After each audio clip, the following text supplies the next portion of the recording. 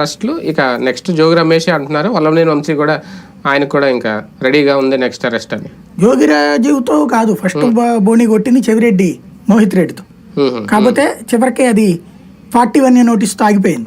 వాళ్ళు కొంచెం చెవిరెడ్డి భాస్కర్ రెడ్డి కొద్దిగా లీగల్ ఎక్స్పర్ట్ అతను కాబట్టి ఎక్కడ దాకా వెళ్తాడన్నటువంటి ఉద్దేశంతో 41 నోటీస్ ఇచ్చి ఆపేశారు.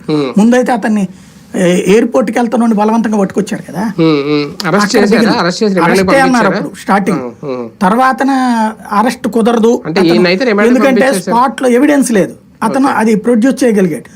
ఆ గొడవ జరిగిందని ఏ నిమిషంలో అయితే చెప్పారు అతని మీద దాడి జరిగింది, ఆ టైంకి అతను ఎలక్షన్ అధికారులు ఎదురుగుండా నుంచుని ఉన్నాడు.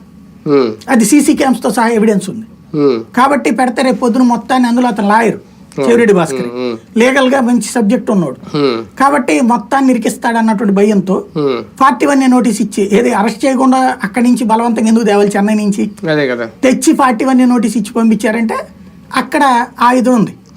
ఇక్కడ ఇతనికి ఈ జరుగుతున్నాయని తెలిసి వీళ్ళందరూ ముందు మంచి లీగల్ ఎక్స్పర్ట్లు పెట్టుకోవడం ఇట్లాంటి చేయలేకపోతున్నారు. పార్టీ పరంగా సంస్థాగతంగా అలాగే ఈ లీడర్లు కూడా సరైనటువంటి ప్లాన్ చేసుకోలేకపోతున్నారు. వాయిస్ ఉన్న నాయకులనే టార్గెట్ చేసింది తెలుగుదేశం పార్టీ. అందుకే లిస్ట్ లో జోగి రమేష్ తర్వాత వంశీ గానీ కొడాలి నాని గానీ వీళ్ళ పేర్లు వినిపిస్తుంది. వాయిస్ అనడానికి లేదా లెక్కనైతే చాలా మంది ఉన్నారు. అధికారంలో ఉన్నప్పుడు లోకేష్ ని బాబుని ఎవరైతే గట్టిగా తిట్టారో